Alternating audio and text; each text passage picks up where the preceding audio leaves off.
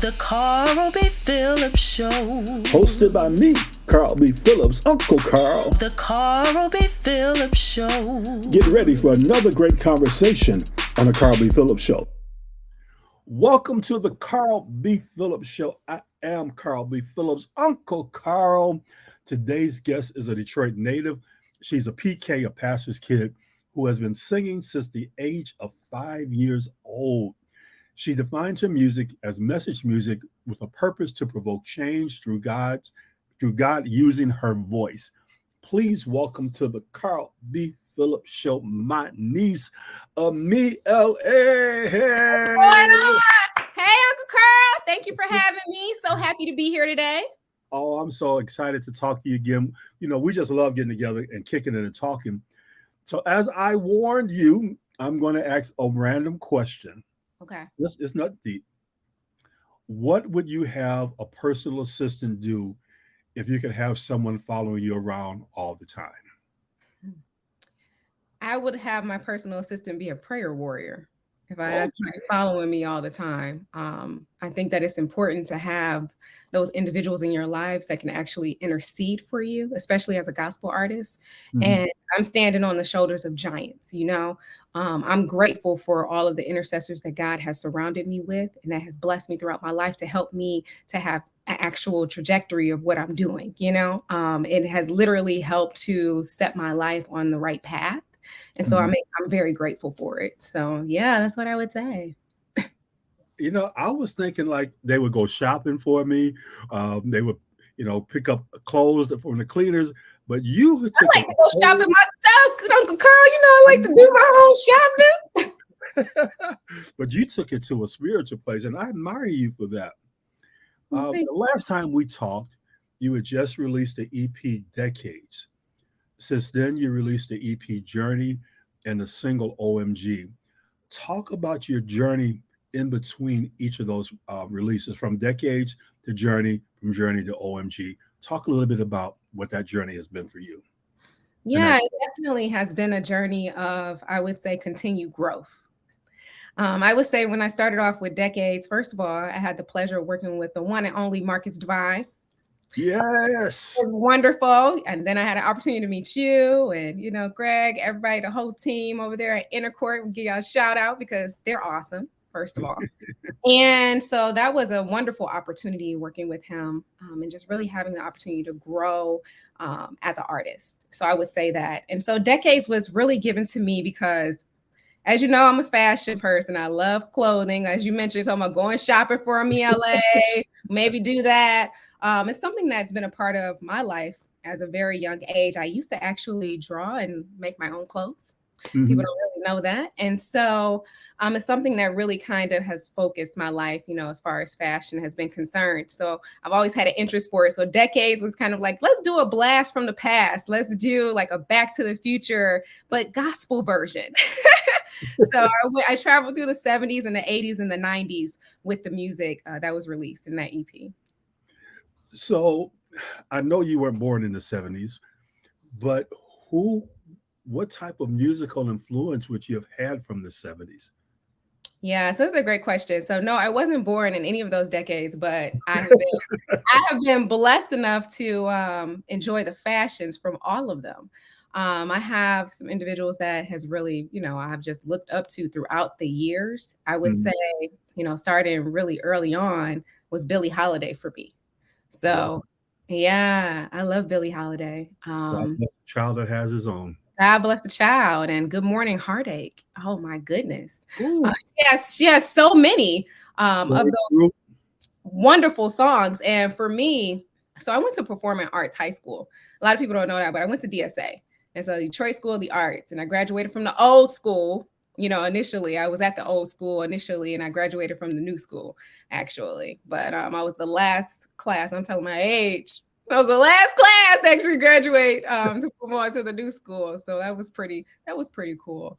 So just during that time frame, I learned so much about Billie Holiday, and I really fell in love with her storyline. And I mean, it was tragic, but also too, it was so deep, right? And she spoke from a very honest and real place. And she was unique. Her voice was so unique. Right. So I would say that, and then just really moving on from there. Of course, I listened to, Michael Jackson, listen to Michael Jackson, Jackson 5 growing Okay, up. But I so would say which era of Michael Jackson did you listen to? Because I'm original Michael Jackson. PYT. I used to listen to PYT, with Michael Jackson during that era, and Okay. Beat It, and as you Okay, so you mentioned, came along in the Thriller era. yeah, the Thriller era is when I came around, and then Okay. also some Stevie Wonder. I had an opportunity to listen to some of his stuff as well. But I would say just traveling through those actual eras, and I say Minnie Riperton too. She was someone that Ooh, Minnie Riperton, her voice was just amazing, and I think honestly, I found out about her through Mariah Carey. okay. So I am a lamb. And so I've been listening to Mariah since I was very young. And she's actually someone that I was really interested in, like, following as a young person. And I just loved her voice. I mean, 7 different octaves. That's amazing. And so I kind of grew up listening to her. A lot of people was like, "Oh, did you grow up listening to Whitney Houston?" Because I could hear some influence. Like, no, but Mariah Carey actually listened to Whitney Houston, and that was a legend that she idolized, and so it makes sense, right? If I'm listening to Mariah Carey, so I would say that, and then also too traveling on from there, obviously the gospel greats. I had opportunity, Yolanda Adams, More Than a Melody. Growing up with that was really something synonymous for me. I fell in love with Yolanda Adams. I just loved everything about her voice and her presence. Just really seeing her and her demeanor, the way that she carried herself. I thought something about that was so special. And then also too, Kirk Franklin. He had that whole era with Kirk when he came out, and how it wasn't necessarily, with Stump, that, it was a lot of backlash with that song. And I actually grew up during a time frame where my dad was very open to that. He was like, he was the pastor pulling up in the parking lot blasting Stump. And we're on the back seat like, Stump, yeah. And you just see the kids in the back seat, super excited, and we're pulling up, and people are looking at us with the face like, you shouldn't be listening to that. That's worldly music. It's like it's not really though. It's just different than what you're used to. It's not That's it. traditionalism. And so that's why I consider myself a rebel against traditionalism. So when you finish Decades, talk about your second project, Journey. What's the thought, the story behind Journey? Yeah, so actually that was more personal. So Okay. journey was actually a journey for myself in regards to some things that was happening with me and my growth and my maturity, specifically with my spiritual life. And so that was the journey. And so it was a very, very real album, to be quite honest. And there were some other pieces in there that were influences from individuals that I've grown up with and situations that they have endured as well. And so that was kind of a very personal album for me. So I would say that the first song on there is the Search song. And it kind of just talks about it's like a rock version. You don't expect at the very end of it that this rock, sound is Mhm. going to come. And it's really just talking about searching for the opportunity to be closer to God. And so that's what I was doing, trying to build my relationship and trying to learn how to continue to grow and be stronger in the Lord. And so that's definitely what Journey is about. When you think about the Journey project, what song was the hardest for you to write and the hardest one for you to record? Because it was so personal to you. Mhm. That's a really good question. I would say the Peace Song, which is the last song of the album. Okay. Um, it was a more of a mixture of poetry and then also to some singing as well. And for me, I think that was really difficult for me a little bit because it was so honest, as far as what I was saying, not making time, for God, because you have all these excuses. Oh, I'm busy. I have, take care of the kids. I'm cooking. I'm cleaning. So I don't have time to worship God, or I don't have Wait a time minute, wait a minute. You, outside. you cook? Oh! Oh, you haven't heard about Cooking with a Meat LA? Yes. In the kitchen? Yes. Your home cook? I know you done seen it. I know you saw it on the crowd. I'll be on the podcast sometimes doing my cooking in the kitchen. Yes. time. Yeah, I do. Honestly, I grew up cooking. Now, come on, now, don't let the smooth taste fool you. That's what my dad. Uh-oh. Hey, Uh-oh. She don't gonna whip fret. up. She gonna be baking a pound cake with a pound of butter in a minute. Now, I'm not a baker. That is Okay. not my gift. For those who are gifted in that area, praise them. Okay, that is an amazing gift to have. I do have some grandmothers who are very southern and they love to make everything from scratch, and it's amazing. Can you That is make? not my gift. You can't make biscuits from scratch. No, I don't do the biscuits from scratch. No, Okay. no. But I can get you Pillsbury popping water in. bread. I can get you some hot water bread. Grew up with that, so I can get that together for you real quick. No, but I can make other things. Oh, Carl, come on, I make steaks. I make all of that. So really, honestly, it's an interesting story on how I learned how to cook. First of all, I grew up really, my mother, she had us at a very young age in the kitchen with her, watching everything that she was doing. And my dad, he liked his pancakes a very specific way. He liked, his pancakes light. He don't want to see dark pancakes. At that point, he thinks they are burnt and he does not want them. And so, because I made the pancakes very well, he always wanted me to make them for him. So therefore, that helped me so much, right? To learn how to cook. So it was a motivation thing. And then he loves steaks. So it's like, okay, let me show you how to make a steak the right way. This is how you do it. This is what you don't do. You want to make sure it's tender. You want to make sure you put some butter in there, melt it in the middle, stick a fork in there and make sure it's tender and all the butter gets into the steak. You're making me hungry right now. I know how to throw down just because I don't actually eat the stuff. I do know how to make it. All right, so we're on this journey. Let's get out the kitchen. We out the kitchen. We back. We're back. From Journey, you did OMG. What's the story and the meaning behind OMG? Yeah, so the story with OMG actually is about being young, fly, and saved. That's what it's about. Yeah. What's And, OG? no. What do you say, girl? What about for the OGs? We can't. I didn't do so that was a song for the OGs, but the OGs can listen to it, and vibe all day if they want to vibe. But it was definitely about being young, saved, and fly.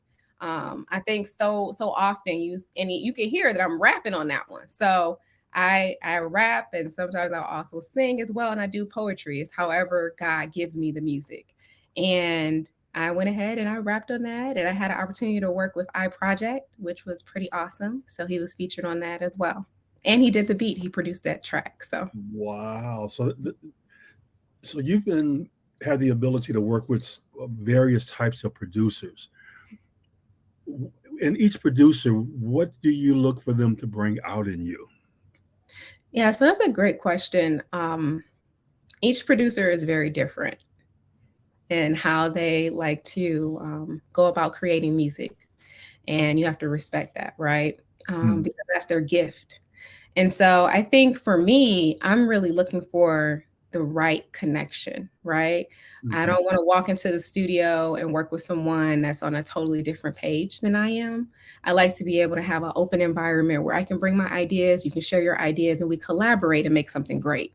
So that's something that is really important to me. So when I was producing specifically with iProject, I actually brought some ideas because I wanted to do more of a K-pop kind of a influence.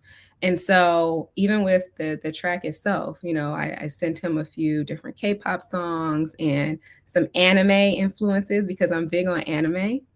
And so I love anime. I watch it all the time. The storylines are amazing. And so he was able to work with me to produce something great. And I was really pleased with it, to be quite honest. And then, really working with Marcus Divine, I mean, that whole process is just, it's just amazing. I would just say that is just something I can't even explain. It's a whole nother level. I can bring an idea to him and literally he's like, oh yeah, I got it. I understand what you want to do. And he just starts playing. It's just like, whoa, that's exactly it. Like, oh my God.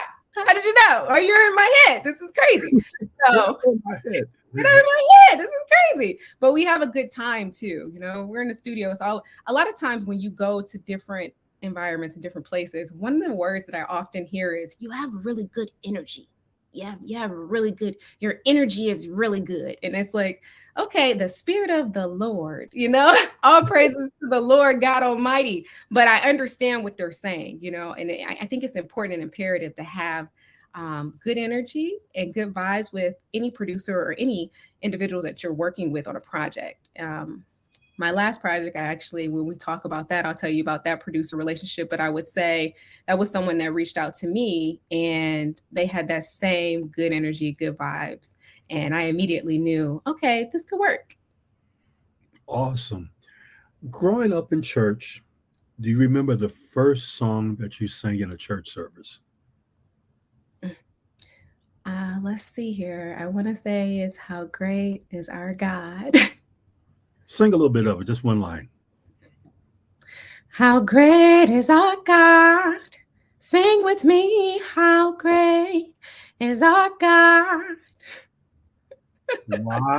Wow. All will see how great is our God. All will see. Yeah, they will see how great. That's Wow. awesome. So Yeah, how I would old are say you? that. There's some old school songs too, I would say that as well, higher, higher, lower, lower, you know that. Higher, higher, Higher, higher. Lift Jesus higher, lower. That's old school right there.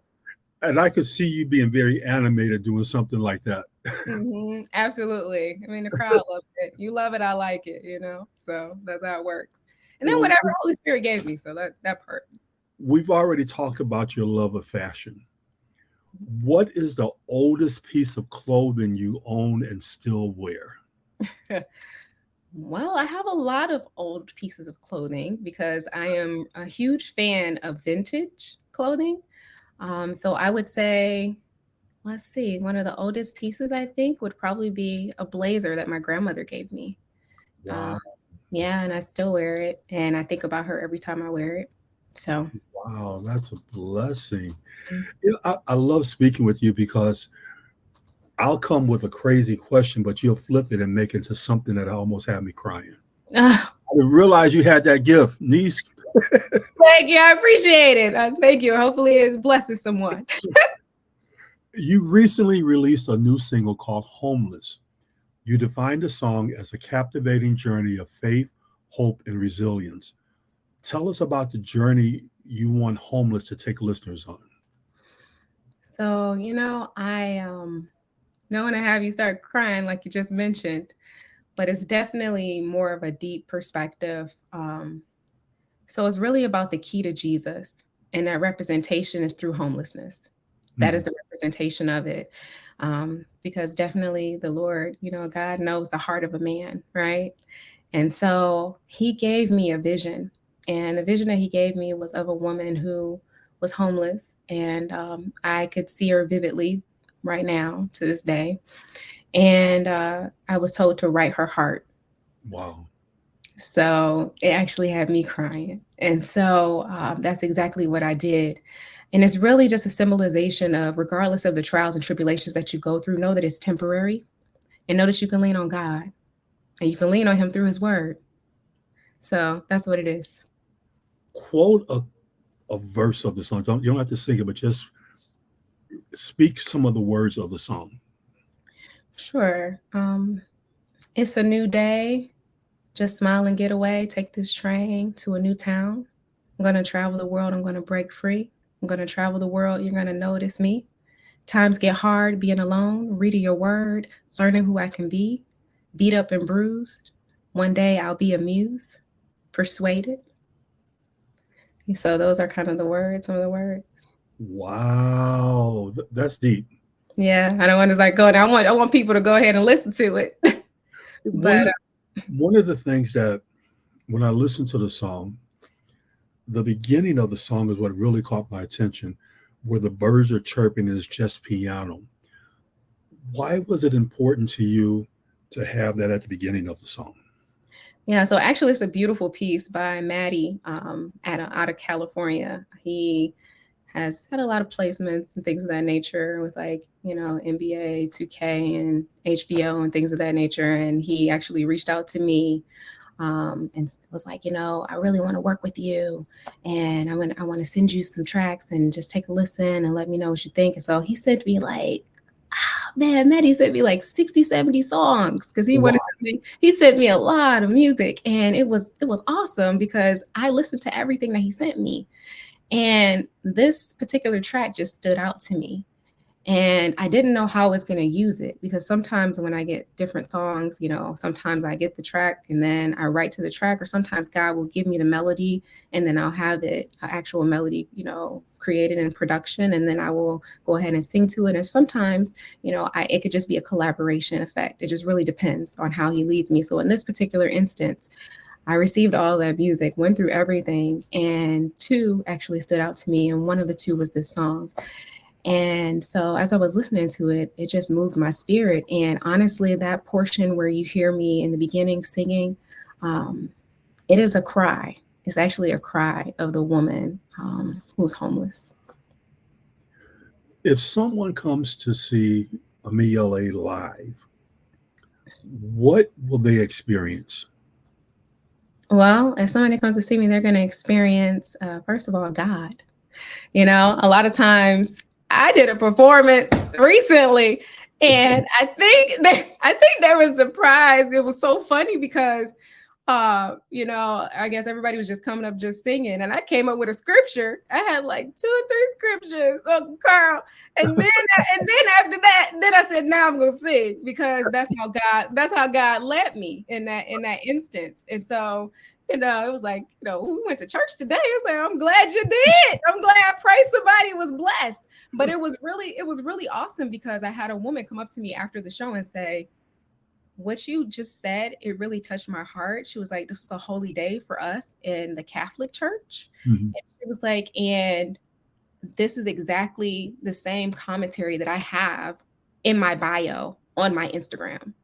Wow. I was like, whoa. And she showed it to me, and it was the exact verbiage. So, you never know what God actually is going to do when you're performing, but they're going to experience the Lord first and foremost. And then they're going to have a good time, because I like to have a good time. I like to have a good time. I like to walk around. Uncle Carl, you saw me at Hart Plaza. I was at the Hart Plaza. Have my knees hurting trying to keep up with you. I was at Hart Plaza when I got that opportunity. Thank you so much. It was such an amazing opportunity. And, I was all over the stage. I was everywhere. It was like, whoa, we didn't expect that. It's like, another form, right? Another perspective. Right. How can people reach you and follow you on social media? How can people contact you? And how can they stream or download your music? So they can actually stream and download my music on all major platforms. So it's available for them there. They can follow me on Instagram at Amie_L.A. So it's AMI_L.A. They can follow me on TikTok. I am a TikToker. It's also Amie, AMI_L.A, and the number 1. Because it's only one of me. So it's AMI, one of me LA, just one. And so they can follow me there. And then they can also go to my website, which is Amie-LAfam.com, because I call all of my family my LA fam. Everybody that supports me is family. And I know a lot of people say that, but I am so serious. Like, you guys are my family. I appreciate all of my supporters that reach out to me, that encourage me. It's a blessing. It really is. As we wrap up, speak to someone who may be in a spiritual homeless state and explain how they can find a home in the presence of God. There's safety in the presence of the Lord. I would say that he will never leave you, nor will he forsake you, that he's always there. I would say, despite of it all, in spite of it all, that you can always turn to Jesus. You have a friend in him. You do have a friend in him. When everybody else leaves, he's there, and he's there waiting on you to just access the time to talk to him. Spend time with him. Meditate on his word day and night. Spend time with him. Even if you're not getting the opportunity to meditate on the word, pray. If you don't know how to pray, listen to some gospel music and let it speak to your soul. So that's what I would say. Wow. It has been such a pleasure. I'm so glad to be able to call you niece and be a part of the Amie LA fam. LA fam, Uncle Carl, you're definitely a part of the family. Again, we are speaking with Amie LA. I do have her information scrolling across the bottom of the screen, and she did give it out also. I want to thank you again for listening to the Carl B. Phillips Show. I am Carl B. Phillips. Again, I want to remind you to work like you don't need the money, love like you've never been hurt, and dance like no one's watching you. God bless until we meet again. Peace. Peace. The Carl B. Phillips Show. Thank you for listening to the Carl B. Phillips Show. For more information, go to carlbphillips.com. The Carl B. Phillips Show. Follow Carl B. Phillips on Instagram so we can stay in contact with each other.